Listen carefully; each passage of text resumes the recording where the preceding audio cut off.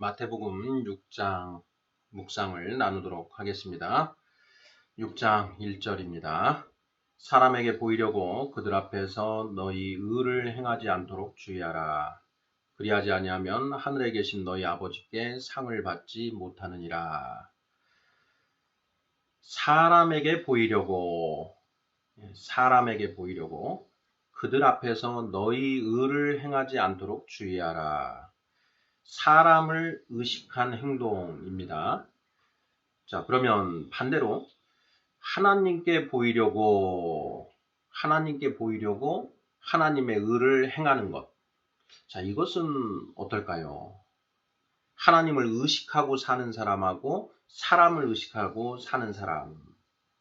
우리는 하나님을 의식하고 살아야 됩니다. 우리는 하나님을 경외하는 존재입니다. 하나님을 공경하고 두려워하는 존재. 항상 하나님을 의식하고 살아야 됩니다. 하나님을 의식하고 살기 때문에 하나님의 말씀에 순종하려고 노력하는 것이지요. 사람에게 보이려고 그들 앞에서 너희 의를 행하지 않도록 주의하라.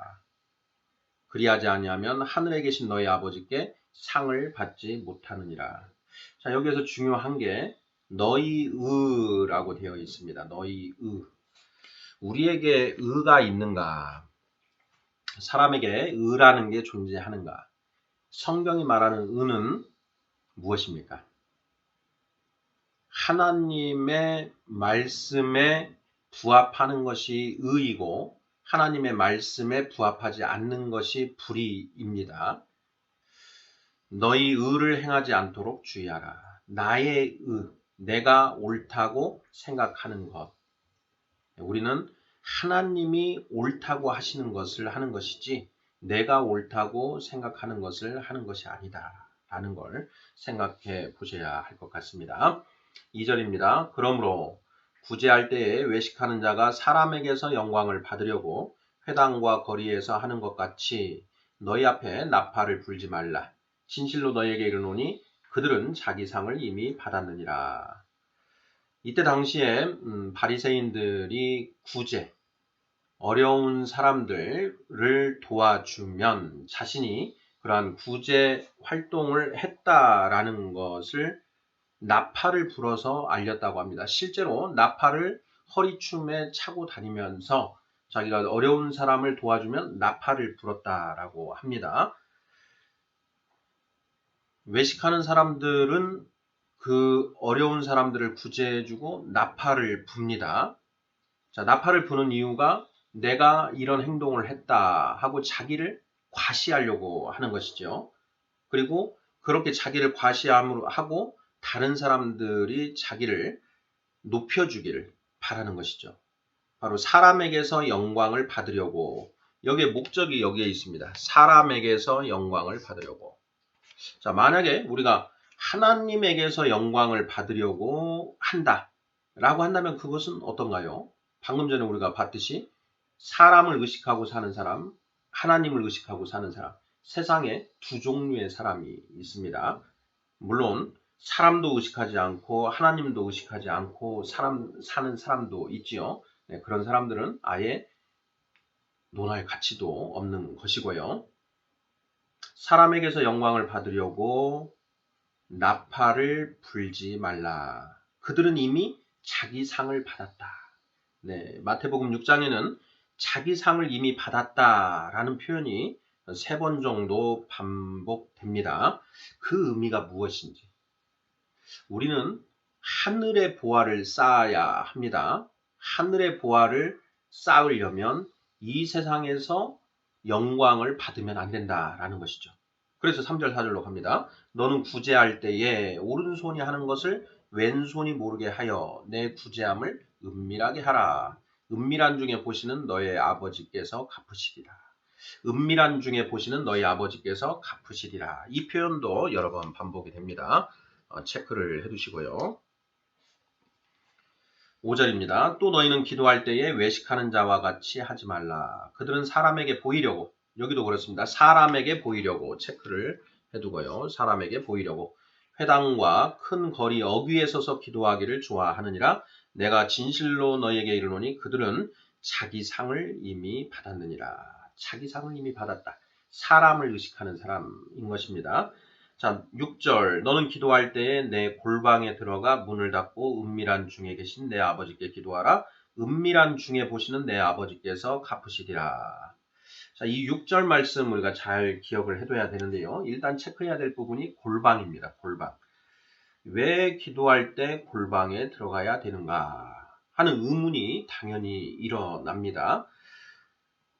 은밀한 중에 계신 내 아버지께 기도하라. 그 이유를 자, 문을 닫고 은밀한 중에 계신 내 아버지께 기도하라. 은밀한 중에 보시는 내 아버지께서 갚으시리라. 이렇게 되어 있습니다. 여기에서 의문이 하나가 일어나야 됩니다. 하나님은 모든 곳에, 하나님은 하늘에 계십니다. 그러니까 하나님이시죠. 하늘 보좌에 앉으시고 땅을 발등상 삼아서 앉아 계시죠. 그러면서 하늘에서 이 세상을 모두 살펴보고 감찰하고 계신다라는 것이거든요. 그러면 하나님은 은밀한 곳뿐만 아니라 번잡한 곳, 소리 높은 곳에서도 하나님은 계십니다. 자, 그런데 왜 은밀한 중에 계신다고 하고 은밀한 중에 보신다라고 예수님이 말씀을 하셨을까? 그 이유가 무엇일까 하는 것입니다. 공개된 곳에는 하나님이 안 계십니까? 우리가 잠언 1장을 한번 보겠습니다. 잠언 1장 20절인데요. 지혜가 길거리에서 부르며 광장에서 소리를 높이며 시끄러운 길목에서 소리를 지르며 성문 어귀와 성중에서 그 소리를 발하여 이르되 이렇게 되어 있습니다. 여기에 23절을 보면 나의 책망을 듣고 돌이키라. 보라 내가 나의 영을 너희에게 부어주며 내 말을 너희에게 보이리라. 나의 책망을 듣고 돌이키라. 지혜의 책망을 듣고 돌이키라는 것인데요. 보라 내가 나의 영을 너희에게 부어주며 지혜의 영을 너희에게 부어주며 내 말을 너희에게 보이리라. 이렇게 되어 있습니다. 여기서 나는 누구인가요? 하나님입니다. 하나님의 영, 성령을 너희에게 부어주며 내 말, 하나님의 말씀을 너희에게 보이리라. 그러니 하나님은 곧 지혜이신 것이거든요. 잠언이 말하는 지혜는 하나님을 의미합니다. 그런데 이 지혜가 20절에서 21절에서 분명히 길거리에서 부르며 광장에서 소리를 높이며 시끄러운 길목에서 소리를 지르며 성문 어귀와 성중에서 그 소리를 발하여 이렇게 분명히 이야기를 하고 있다는 거죠. 하나님은 성문, 어귀, 광장, 시장에서도 말씀하시고 계신다라는 것입니다. 그런데 지금 6장 6절에서 예수님은 은밀한 중에 계신 내 아버지께 기도하라. 은밀한 중에 보시는 내 아버지께서 갚으시리라. 은밀한 중에라는 표현을 쓰고 계십니다.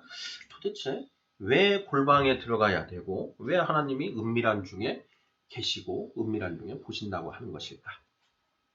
자, 왜 예수님이 이렇게 말씀하셨을까요?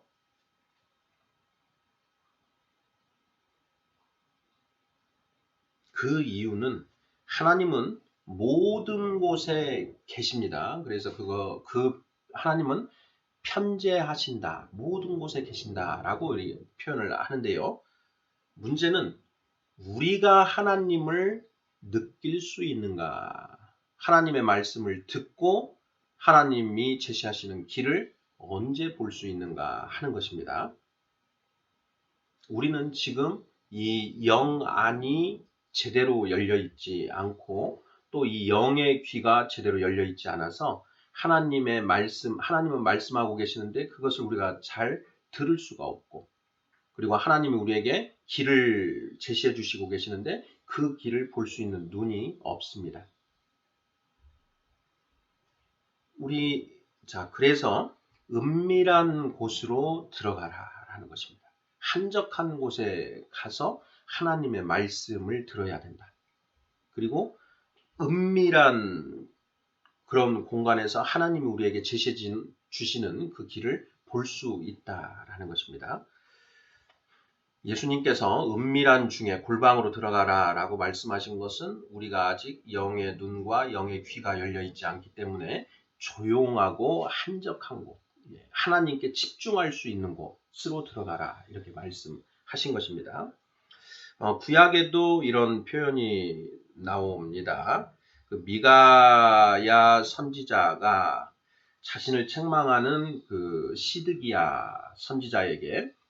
선지자가 그러면 나에게는 하나님의 영이 없다는 것이냐 하고 미가야의 뺨을 때리면서 따지자 미가야가 네가 골방에 들어가는 그날에 하나님을 뵐 것이다 라고 이렇게 이야기를 합니다.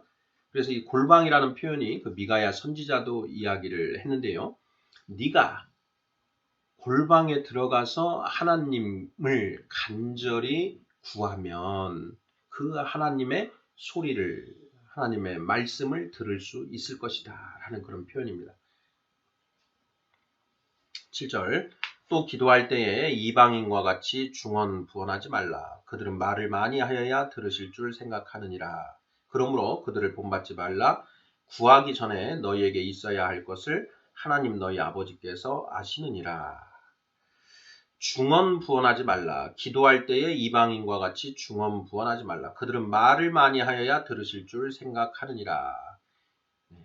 우리가 기도할 때에 했던 동일한 내용의 문장을 계속 반복하는 그런 기도를 하지 말라라는 것입니다. 이방인들, 하나님을 모르고 기도하는 자들, 천지, 신명, 토템, 애니미즘, 이런 그런 신앙을 가지고 있는 그런 이방인들이 계속 손을 하면서 계속 했던 말 또 하고 거기에 부언하고 이렇게 하는 기도를 한다라는 것입니다.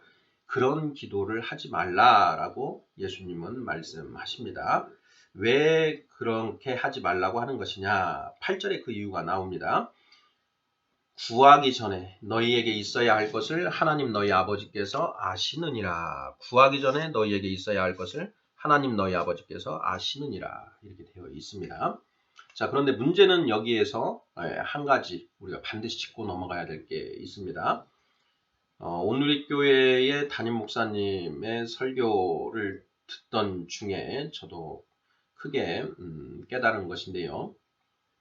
그분이 기도를 간단하게 하나님은 저에게 필요한 것이 무엇인지 다 알고 계시지요? 하나님이 다 챙겨주시리라 믿습니다.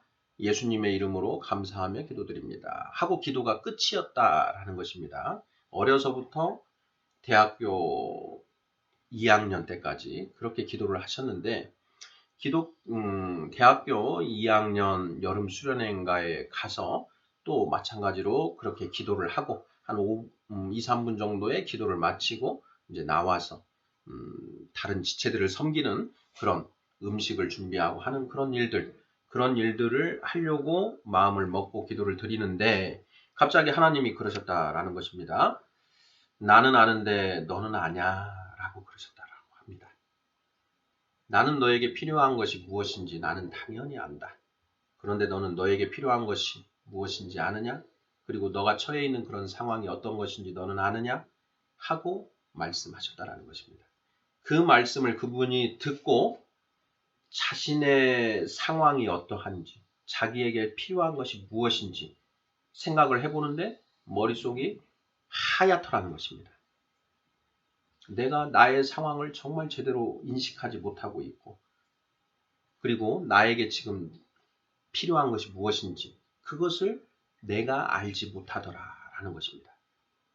그 사실을 깨닫고 그 자리에서 자신이 처한 상황이 어떠한지 하나님께 아뢰고 자기에게 필요한 것이 무엇인지 하나님께 올바로 아뢰기 위해서 기도를 했다라고 하는데요.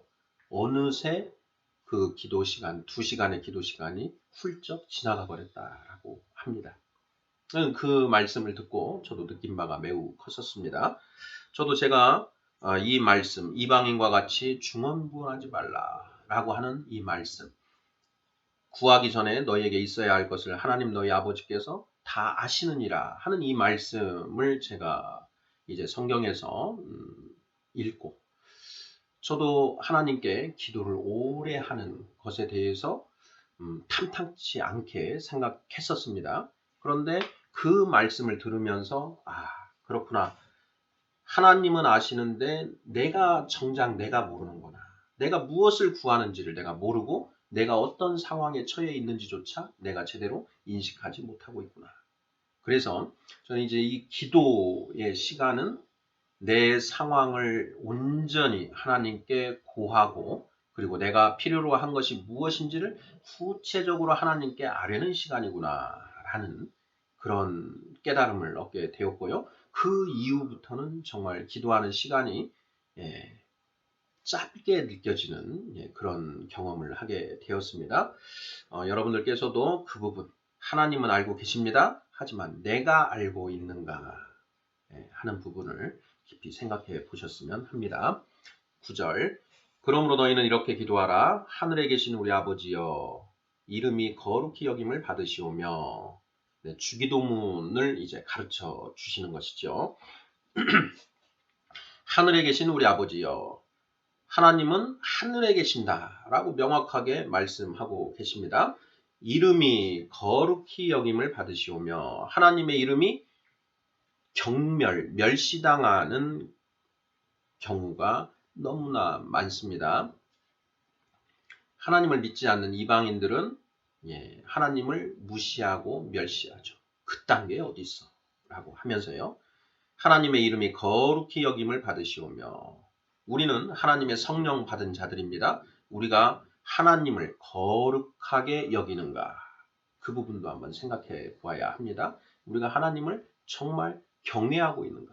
경외, 공경할 경자에 두려워할 외자입니다. 내가 하나님을 정말 공경하고 두려워하는가?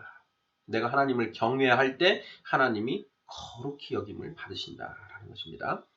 나라가 임하시오며 하나님의 나라가 임한다라는 것입니다. 자, 우리가 나라를 위해서 기도한다라고 민족과 나라를 위해서 기도한다라고 하지요. 그때 그 민족은 무엇이고 나라는 무엇인가? 우리는 하나님의 백성입니다.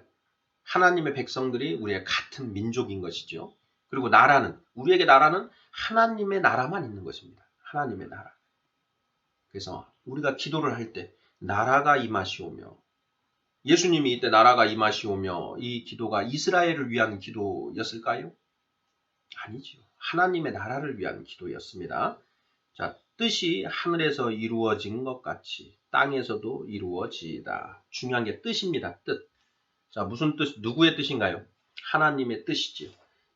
하나님의 뜻이 하늘에서 이루어진 것 같이 땅에서도 이루어지이다. 하나님의 뜻이 하늘에서는 이미 이루어졌다라는 것이죠. 그런데 땅에서는 아직인 것이죠. 그래서 땅에서도 하나님의 뜻이 이루어지길 기도한다라는 것입니다. 나라가 임하시오며 뜻이 하늘에서 이루어진 것 같이 땅에서도 이루어지이다. 하늘에는 하나님의 나라가 온전히 성립되었는데 땅에서는 아직 그 하나님의 나라가 온전히 성립되지 않았다라는 것입니다.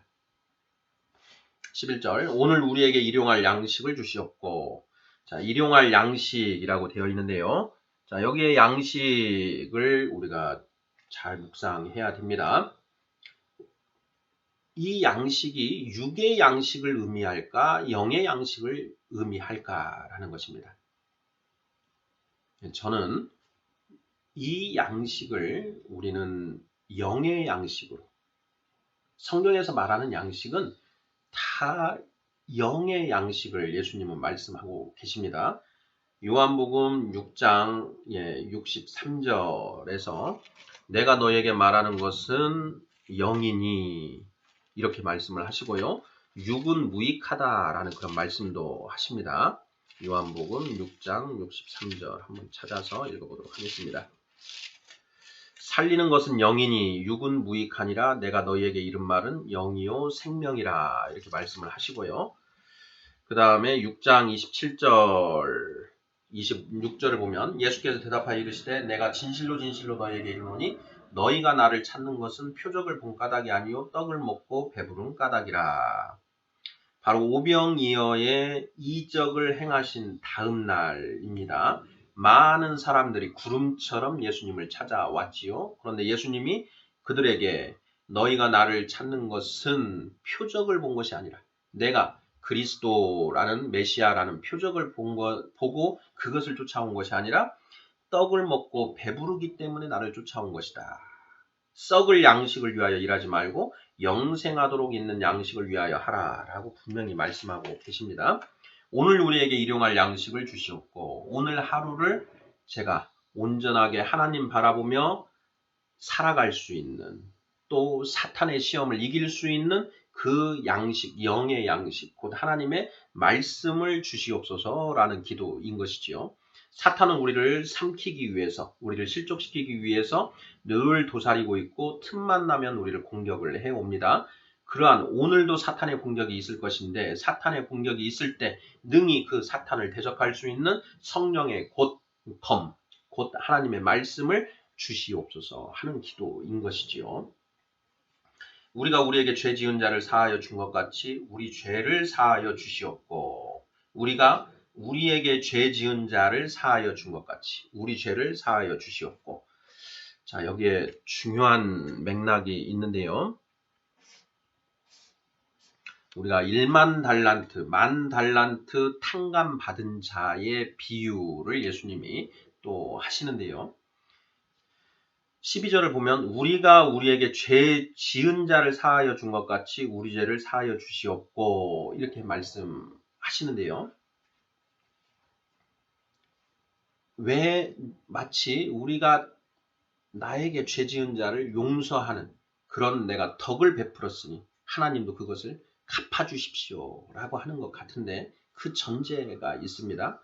이미 우리는 하나님께 1만 달란트를 탕감받는 그 은혜를 받았다라는 것입니다. 그 1만 달란트 탕감받은 그 종이 나가는 길에 100데나리온 자기에게 빚진 자를 멱살을 잡고 고소를 하러 갑니다. 그 말씀을, 그 이야기를 들은 그 주인이 그 1만 달란트 탕감받은 그 종을 불러다가 너는 이 악한 종아, 너 이놈을 감옥에 쳐넣어라 라고 이렇게 되지요. 우리는 이미 예수 그리스도의 보혈로 죄사함을 받았습니다. 사도행전 2장 38절 그러므로 너희가 회개하여 주 예수 그리스도의 이름으로 세례를 받고 죄사함을 받으라. 우리가 지금까지 살아오면서 지었던 모든 죄를 용서받았다라는 것입니다. 이미 1만 달란트를 탕감받은 것이죠. 우리가 하나님으로부터 1만 달란트를 탕감받았으니 나에게 100데나리온 빚진 자를 내가 탕감해 줄 수 있어야 한다라는 것입니다. 그렇게 탕감을 했을 때 또 내가 이 1만 달란트 탕감받고 그 뒤에 또 죄를 지을 거 아니겠습니까? 그때 그 내 죄도 용서받을 수 있다라는 것입니다. 예수님이 제자들에게 최후의 만찬장에서 제자들의 발을 일일이 씻겨 주십니다.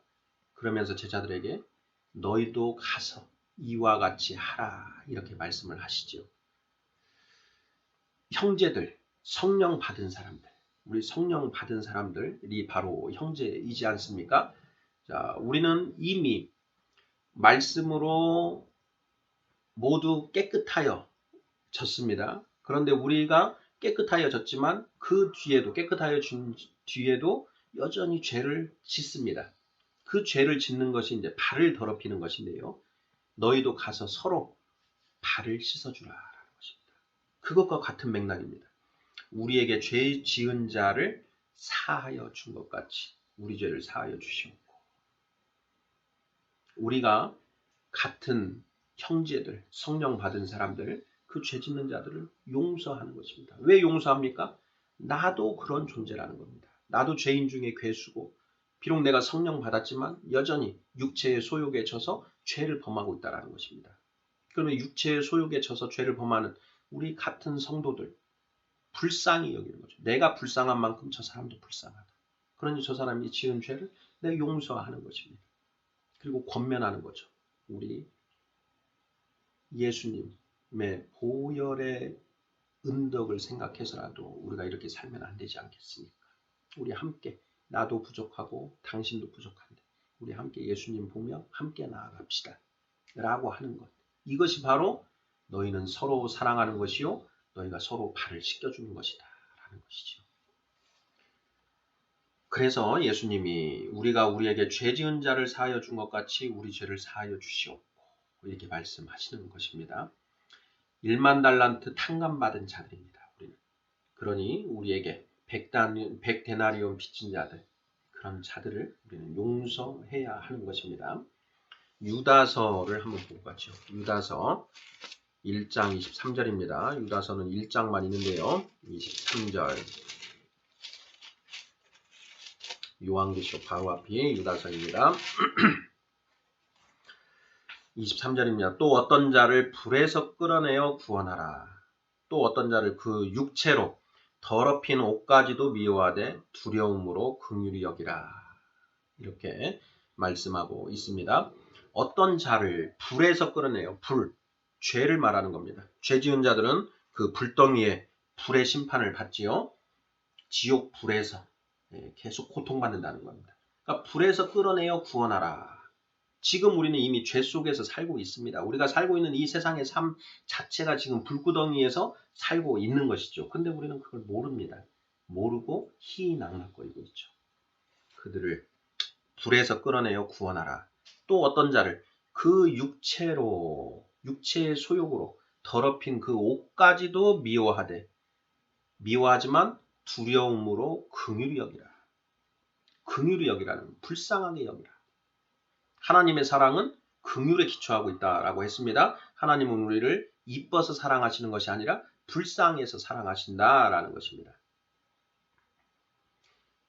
그 사랑으로 우리도 하나님의 사랑으로 하나님의 마음으로 이 세상의 사람들을 대해야 되는데요. 바로 긍휼히 여기라라는 것이죠. 불쌍히 여기라. 너희는 서로 사랑하라. 너희는 서로 불쌍히 여기라. 그런데 여기에 두려움으로 긍휼히 여기라 이렇게 되어 있습니다. 왜 두려움입니까?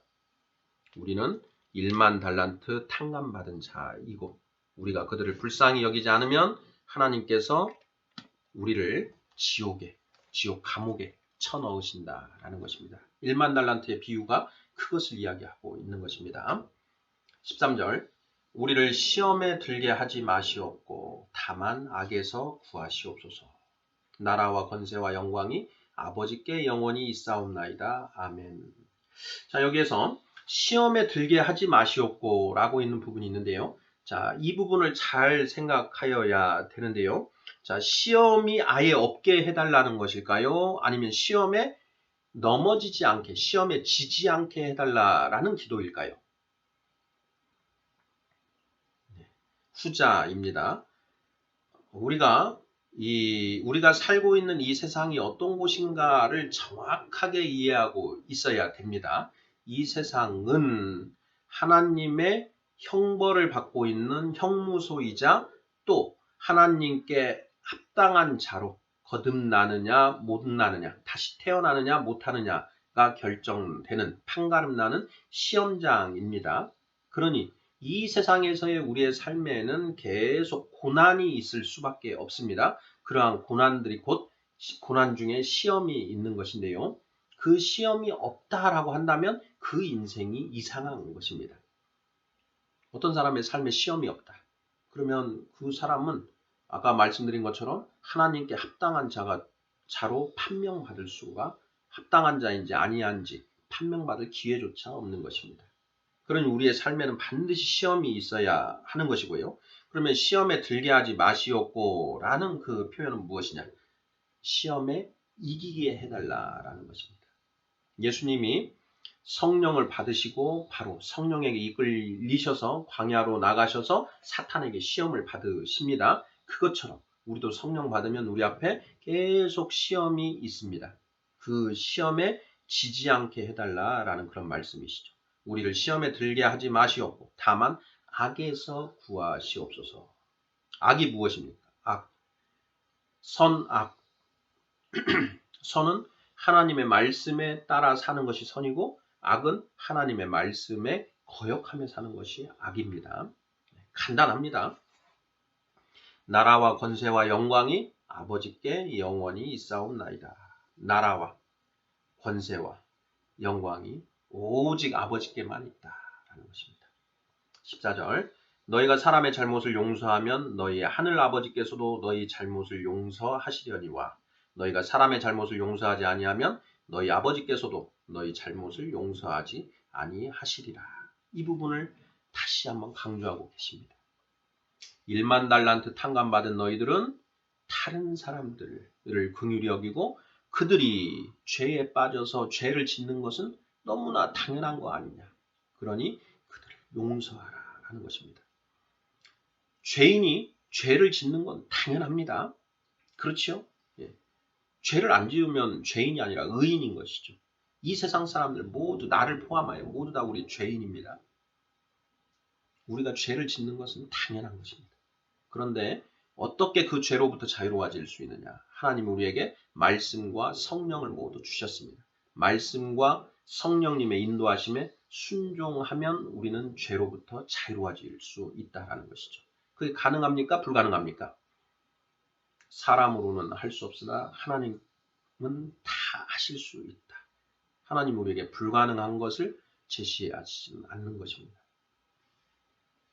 16절 금식할 때에 너희는 외식하는 자들과 같이 슬픈 기색을 보이지 말라. 그들은 금식하는 것을 사람에게 보이려고 얼굴을 흉하게 하느니라. 내가 진실로 너희에게 이르노니 그들은 자기 상을 이미 받았느니라. 너는 금식할 때에 머리에 기름을 바르고 얼굴을 씻으라. 이는 금식하는 자로 사람에게 보이지 않고 오직 은밀한 중에 계신 내 아버지께 보이게 하려 함이라. 은밀한 중에 보시는 내 아버지께서 갚으시리라. 여기도 똑같습니다. 사람을 의식하는가 하나님을 의식하는가. 사람을 의식하고 사람에게 칭찬받으려고 하고 사람들에게 영광을 받으려고 하는 자인가 아니면 하나님을 의식하고 하나님께 영광을 받으려고 하는 것인가. 이 부분을 정확하게 자리매김을 해야 됩니다. 우리는 오직 하나님을 의식하는 존재이어야 합니다. 여기에서도 은밀한 중에 계신 내 아버지라는 표현이 다시 반복되고 있죠. 그 의미가 무엇인지 되살리셔야 됩니다. 우리가 신앙에 거듭나서 아직 어린아이 단계에 있을 때에는 은밀한 곳에서 하나님을 만나게 됩니다. 하지만 신앙이 점점 장성하게 되면 늘 하나님을 의식하면서 살게 되는 것이죠. 교회는 일종의 와이파이 존과 같다고 생각하시면 되는데요. 우리가 핸드폰을 가지고 있는데 그 핸드폰으로 인터넷에 접속을 하는데 와이파이 존에 가면 터지지요. 그런데 LTE라든가 5G 이런 핸드폰은 어디서든지 원활하게 그 접속이 가능합니다. 자, 우리는 지금 우리의 신앙이 거듭난 초기 단계에는 어떻게 보면 와이파이 존에서만 터지는 그런 핸드폰과 같은 내가 상태이고요. 조금씩 자라나면서 3G, 4G, 5G 이렇게 점점 하나님과 바로 통신할 수 있는 이 가능성이 더 커지는 것입니다. 그래서 우리가 아직 이 신앙이 연약한 그런 단계에서는 이렇게 골방에 들어가는 그런 훈련, 그리고 교회 그 예배당을 찾는 훈련을 해야 됩니다. 왜냐하면 거기에 가야만 와이파이가 터지고 하나님과 접속이 되기 때문입니다. 그런데 그게 점점 신앙이 커지면 이제 3G, 4G, 5G로 이렇게 발전하게 된다. 이렇게 비유적으로 생각하시면 정확할 것 같습니다.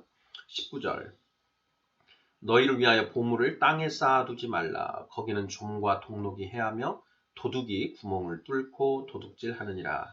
오직 너희를 위하여 보물을 하늘에 쌓아두라. 거기는 좀이나 동록이 해하지 못하며 도둑이 구멍을 뚫지도 못하고 도둑질도 못하느니라. 내 보물 있는 그곳에는 내 마음도 있느니라. 우리는 보물을 하늘에 쌓아두어야 합니다. 자, 보물을 하늘에 쌓는다라는 것이 무슨 뜻입니까? 이미 6장 1절부터 18절까지 그 답이 나와 있습니다. 사람을 의식하고 사람에게 칭찬받고 사람에게 자기 의를 드러내고 사람들로부터 영광을 받으려고 하는 것이 그 보물을 땅에 쌓는 것입니다. 자, 보물을 하늘에 쌓는다라는 것은 하나님을 의식하고 하나님을 하나님께 영광 받으려고 하는, 하나님께 칭찬 받으려고 하는 그런 것입니다. 그래서 보물을 하늘에 쌓아라 라는 것. 보물은 무엇일까요? 보물을 어떻게 쌓을 수 있을까요? 하나님의 말씀에 순종함으로써 하늘에 내 보화가 쌓인다라는 것입니다. 그 보물 있는 곳에 내 마음도 있다. 너무나 당연한 이치지요. 보물을 땅에 쌓아두었으면 내가 땅에 연연하는 것이고요. 보물을 하늘에 쌓아두었으면 하늘에 마음이 있는 것입니다. 자, 거듭난 우리는 뒤에 하나님 사랑, 사람 사랑의 날개가 돋아나게 됩니다. 날개가 돋습니다. 그런데 이 날개가 처음에 조그맣게 나죠. 그러면 점점 말씀을 먹고 하나님 사랑의 날개와 사람 사랑의 날개가 점점 커집니다. 자, 날개가 커지면서 점점 날갯짓을 해야 되죠. 날갯짓을 해서 점점 날개에 힘이 붙고 하면 이제 땅에서 점점 날아오를 수가 있습니다. 자, 그런데 땅의 소망을 가지고 있는 사람은 날아오를 이유가 있습니까? 없습니까? 없지요. 하늘에 보물을 하늘에 쌓은 사람들이 그 보물을 찾으러 하늘로 날아갈 이유가 있는 것입니다. 그래서 보물을 하늘에 쌓으라 라고 말씀하시는 것이죠. 너희는 위의 것을 생각하고 땅의 것을 생각하지 말라. 너희는 이 세상과 이 세상에 있는 것을 사랑하지 말라. 성경은 계속 그렇게 말씀하십니다. 사람의 일을 생각하지 말고 하나님의 일을 생각하라. 우리는 선택해야 됩니다. 둘 중에 하나인 겁니다. 양다리 안 됩니다. 둘 중에 하나. 양다리, 음란입니다. 음란. 22절 눈은 몸의 등불이니 그러므로 내 눈이 성하면 온몸이 밝을 것이요 눈이 나쁘면 온몸이 어두울 것이니 그러므로 내게 있는 빛이 어두우면 그 어둠이 얼마나 더하겠느냐. 여기에 눈은 육신의 눈을 말할까요? 영의 눈을 말할까요? 당연히 영의 눈을 말합니다. 영의 눈은 우리 몸의 등불이다. 네 눈이, 너의 영의 눈이 성하면 온몸이 밝을 것이요 온몸에 빛이 날 것이요 그 너의 영안이 나쁘면 온몸이 어두울 것이니 그러므로 내게 있는 빛이 어두우면 그 어둠이 얼마나 더하겠느냐. 그 우리 안에 있는 영안이 어떻게 밝혀지는가? 성령이 우리 안에 들어오시면서 우리 안에 이 영안에 빛이 들어오기 시작합니다. 그래서 그 빛이 밝아지는 거죠. 에베소서 1장 17절입니다. 에베소서 1장 17절 읽어보겠습니다.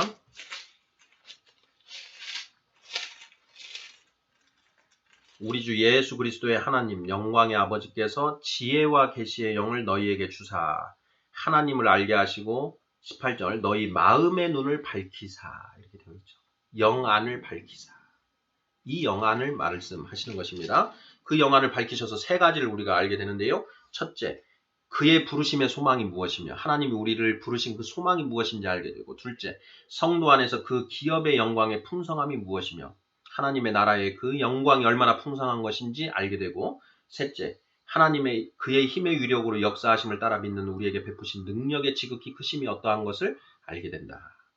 그의 힘에 하나님의 위력으로 우리에게 베푸신 그 하나님의 능력이 얼마나 큰 것인지 구원의 은혜를 베풀어 주신 하나님의 능력이 얼마나 큰 것인지를 알게 된다라는 것입니다. 이게 바로 영안, 눈이 이런 것을 알게 된 것이 바로 눈이 밝아진 것입니다. 그걸 모르고 있는 사람은 눈이 나쁜 것이죠. 요한복음 16장 9절 요한복음 16장 9절입니다. 요한복음 16장 9절에 보면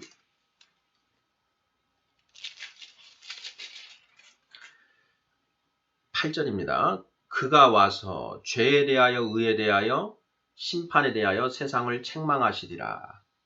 7절도 읽어보면 그러나 내가 너희에게 실상을 말하노니 내가 떠나가는 것이 너희에게 유익이라. 내가 떠나가지 아니하면 보혜사가 너희에게로 오시지 아니할 것이요 가면 내가 그를 너희에게로 보내리니 그가 와서 죄에 대하여 의에 대하여 심판에 대하여 세상을 책망하시리라.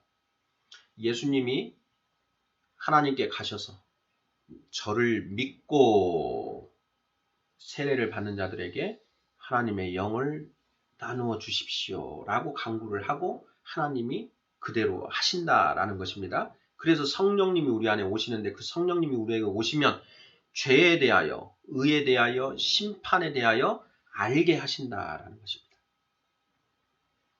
그것이 바로 지금 마태복음 6장에서 내 눈이 성하면 영안이 밝혀지면 죄에 대하여 의에 대하여 심판에 대하여 확실히 알게 된다라는 것입니다. 우린 육신의 눈으로만 살고 있었습니다. 세상의 반쪽만을 보면서 사는 것입니다. 그런데 그 영안이 열리고 영안이 열리게 되면 보이지 않던 나머지 반쪽이 보이게 됩니다. 실상은 영안이 열리지 않은 사람들은 실상은 안개 낀 그 세상을 살고 있는 것과 같은데요. 안개가 껴있다는 사실조차 모릅니다. 그런데 영안이 열리고 나면 내가 지금까지 세상을 반쪽밖에 모르고 살았구나. 그리고 지금 세상 사람들이 안개, 오리무중 속을 헤매고 있구나라는 것을 알게 됩니다. 24절 한 사람이 두 주인을 섬기지 못할 것이니 혹 이를 미워하고 저를 사랑하거나 혹 이를 중히 여기고 저를 경히 여김이라. 너희가 하나님과 재물을 겸하여 섬기지 못하느니라. 두 주인을 섬기지 못한다. 두 주인 누구를 말합니까? 하나님과 재물, 하나님과 재물 만몬신입니다. 그 두 주인을 섬길 수 없다. 혹 이를 미워하고 저를 사랑하거나 혹 이를 중히 여기고 저를 경히 여깁니다. 너희가 하나님과 재물을 겸하여 섬기지 못한다. 반드시 하나를 선택해야 된다는 겁니다. 하나님이면 하나님, 재물이면 재물, 둘 중에 하나를 선택하라라는 것입니다. 하나님의 전당에 와서 재물을 찾는 자, 못 얻습니다. 25절 그러므로 내가 너희에게 이르노니 목숨을 위하여 무엇을 먹을까 무엇을 마실까 몸을 위하여 무엇을 입을까 염려하지 말라. 목숨이 음식보다 중하지 아니하며 몸이 의복보다 중하지 아니하냐. 자, 여기에서 목숨, 이것은 우리의 영의 영생을 말하는 것입니다. 육신의 목숨을 얘기하는 것이 아닙니다. 그러므로 내가 너희에게 이르노니 목숨을 위하여 무엇을 먹을까, 무엇을 마실까, 몸을 위하여 무엇을 입을까 염려하지 말라. 목숨이 음식보다 중하지 아니하며 몸이 의복보다 중하지 아니하냐. 우리의 영의 생명. 26절 공중의 새를 보라. 심지도 않고 거두지도 않고 창고에 모아들이지도 아니하되 너희 하늘 아버지께서 기르시나니 너희는 이것들보다 귀하지 아니하냐. 자, 우리가 귀한데요. 그 귀함의 정도가 어떤 건지를 잘 아셔야 됩니다. 너희 하늘 아버지께서 기르시나니 너희는 이것들보다 공중의 새보다 귀하다라는 것입니다. 공중의 새보다 귀하다. 그런데 우리가 당신은 사랑받기 위해 태어난 사람, 이 사랑인데요. 불쌍한 존재입니다. 그 사랑, 하나님의 사랑은 우리가 이뻐서 하는 사랑이 아니라 불쌍해서 하는 사랑. 자칫 오해하시면 안 됩니다. 우리는 이 공중의 새보다 귀하다는 것입니다. 사실 우리는 죄인 중에 괴수이고 하나도 사실 귀할 것이 없는 그런 쓰레기 같은 존재인 것이죠.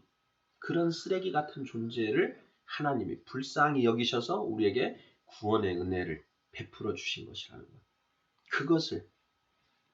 그것을 아는 것이 죄에 대하여 아는 것입니다. 성령님이 오셔서 죄에 대하여, 의에 대하여, 심판에 대하여 세상을 책망하시리라. 27절 너희 중에 누가 염려함으로 그 키를 한 자라도 더할 수 있겠느냐. 또 너희가 어찌 의복을 위하여 염려하느냐. 들의 백합화가 어떻게 자라는가 생각하여 보라. 수고도 아니하고 길쌈도 아니하느니라. 그러나 내가 너희에게 말하노니 솔로몬의 모든 영광으로도 입은 것이 이 꽃 하나만 같지 못하였느니라. 오늘 있다가 내일 아궁이에 던져지는 들풀도 하나님이 이렇게 입히시거든 하물며 너희일까 보냐. 믿음이 작은 자들아. 여기 믿음이 작은 자들아의 표시를 해두셔야 됩니다. 하나님이 이 세상 모든 만물들 다 먹이시고 기르신다라는 것입니다. 내가 바둥바둥하지 않더라도 내가 하나님만 온전히 바라보고 있으면 하나님이 다 먹이시고 입히시고 한다라는 것입니다. 그런데 우리가 바둥바둥하는 것은 무엇이냐? 이유가 무엇이냐? 믿음이 작기 때문이다 라는 것입니다. 믿음이 작기 때문에 우리가 내가 정말 세상의 것들을 염려하고 산다면 이유는 딱 하나.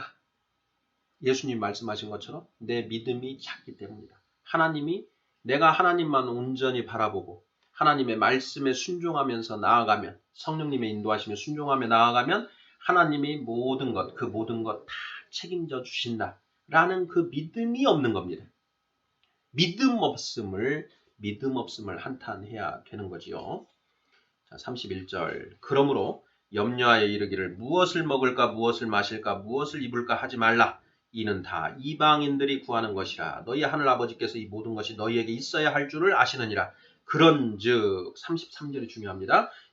너희는 먼저 그의 나라와 그의 의를 구하라. 그리하면 이 모든 것을 너희에게 더하시리라. 먼저 우선순위가 분명해야 됩니다. 그의 나라와 그의 의, 하나님의 나라와 하나님의 의를 구하라. 하나님의 의, 하나님의 말씀입니다. 하나님의 말씀을 구하라. 그리고 그 말씀에 순종하라. 그리하면 이 모든 것을 너희에게 더하시리라. 이것을 우리가 믿고 나아가는가? 되돌아보셔야 됩니다. 내가 정말 이 말씀에 대한 믿음이 있는가? 내가 오늘 먹을 것, 오늘 입을 것, 오늘 마실 것, 그런 것들, 내 힘으로 그런 것들을 얻으려고 하는지, 너희는 썩을 양식을 위하여 일하지 말고 썩지 않을 양식을 위하여 일하라 라고 하신 예수님의 말씀, 다 같은 맥락입니다. 너희는 먼저 우선순위를 분명히 해야 됩니다. 세상에 먹을 것, 입을 것, 이런 것들은 어디서 온가? 요한 1서를 한번 보겠습니다. 요한 1서 2장 14, 15절 한번 보겠습니다. 요한 1서 15장 요한 1서 2장 15절, 16절, 17절입니다. 이 세상이나 세상에 있는 것들을 사랑하지 말라. 누구든지 세상을 사랑하면 아버지의 사랑이 그 안에 있지 아니하니 이는 세상에 있는 모든 것이 육신의 정욕과 안목의 정욕과 이생의 자랑이니 다 아버지께로부터 온 것이 아니요 세상으로부터 온 것이라 이렇게 되어 있습니다. 이는 이 세상에 있는 모든 것이 육신의 정욕 쾌락을 말합니다. 안목의 정욕, 눈으로 재물 이런 걸 말하는 것이죠. 이생의 자랑, 권력과 명예를 말합니다. 이 모든 것이 그런데 이것이 아버지께로부터 온 것이 아니요 세상으로부터 온 것이다 라고 말씀하십니다. 부와 권력과 명예와 쾌락, 장수, 건강도 마찬가지입니다. 이게 다 세상에 있는 것들입니다. 그러한 것들은 아버지께로부터 오는 것이 아니고 세상으로부터 오는 것이다 라고 이야기를 하고 있습니다. 깊이 생각하셔야 됩니다. 34절. 그러므로 내일 일을 위하여 염려하지 말라. 내일 일은 내일이 염려할 것이요 한날의 괴로움은 그날로 족하니라. 내일 일을 위하여 염려하지 말라. 내일 일은 내일이 염려할 것이다. 오늘 한날의 괴로움은 그날로 족하다. 크리스찬은 하루하루 살아가는 존재입니다. 하루하루. 오늘 하루 내가 하나님의 양식을 구하며 일용할 양식을 주옵시며 하나님의 말씀을 받아서 그 말씀으로 하루를 살아내고 그러면서 하나님 부르시면 기쁜 마음으로 가는 것입니다. 그것이 크리스찬입니다. 내일 일을 위해서 염려하지 마라. 내일 일은 내일이 염려할 것이요. 우리는 모든 것을 하나님께 맡기고 나아가는 존재입니다. 오직 그의 나라와 그의 의를 먼저 구하는 것입니다. 그리하면 나머지는 하나님께서 다 채워주신다. 공중의 새를 보라. 심지도 않고 거두지도 않고 창고에 모아들이지도 아니하되 너희 하늘 아버지께서 기르시지 않느냐. 너희 중에 누가 염려함으로 그 키를 한 자라도 더할 수 있겠느냐. 들의 백합화가 어떻게 자라는가 보라. 수고도 아니하고 길쌈도 아니하느니라. 솔로몬의 모든 영광으로도 입은 것이 이 꽃 하나만 갖지 못하였느니라. 내일 아궁이에 던져지는 들풀도 하나님이 이렇게 입히시거든 하물며 너희일까 보냐. 믿음이 작은 자들아. 결단하셔야 됩니다. 내가 하나님의 나라와 의를 먼저 구하겠다. 내가 내일 무엇을 마실까, 무엇을 입을까, 무엇을 마실까 염려하지 않겠다. 단호히 끊고 오직 하나님의 나라와 의를 구하겠다. 하나님의 나라와 의를 구한다라는 것은요, 가만히 있는 게 아닙니다. 하나님의 일을 하는 것입니다. 하나님의 일은 영혼 구원입니다. 영혼을 구원하는 그 일, 하나님의 일에 동참해서 하나님과 동역하는 것입니다. 우리는 하나님의 동역자요. 너희는 바치라. 세상에 예수님께서 명령하신 대로 전도, 너희는 가서 모든 민족을 제자로 삼아 세례를 베풀고 가르쳐 지켜 행하게 하라. 하나님의 말씀을 가르쳐서 지켜 행하게 하라. 그 일을 하는 것입니다. 그게 바로 그의 나라와 그의 의를 구하는 것입니다. 이 일을 하면 하나님이 우리에게 먹거리는 다 해결해 주신다는 것입니다. 이 세상 자체 모든 걸 하나님이 창조하셨습니다. 그것을 믿고 가는 것입니다. 믿음이 작은 자들아. 믿음이 작은 자들아. 우리의 믿음이 작은 것을 한탄하고 억지로, 억종이라고 하는 것입니다. 억지로라도. 내가 지금 이해는 안 되고 정말 그것이 의심이 들지만 하나님의 말씀이니까 내가 해본다. 베드로가 주님의 말씀에 의지하여 그물을 내리리이다. 고기가 잡힐 거라고는 전혀 생각지 않습니다. 베드로는 오히려 좋아, 내가 그물을 내려서 하나도 안 잡히는 걸 보여서 당신 내가 망신을 시켜주겠다. 라는 그런 마음으로 그물을 내렸을지도 모릅니다. 하지만 그런 마음으로든 어떤 마음으로든 억지로 그물을 내렸더니 하나님이 예수님 그 고기가 잡히더라라는 것입니다. 결단하고 나아가야 됩니다. 너희는 먼저 그의 나라와 그의 의를 구하라. 그리하면 이 모든 것을 너희에게 더하시리라. 이것은 우리가 결단하고 나아갈 때에 경험할 수 있습니다. 히브리서 5장 13절입니다. 히브리서 5장 13절.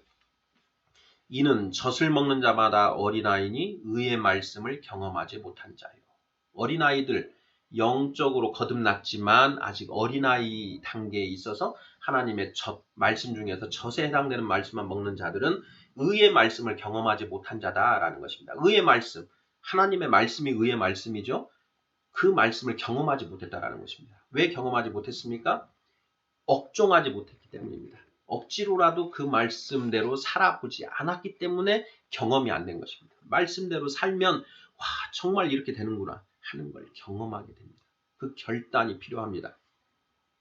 결단하십시오. 아멘.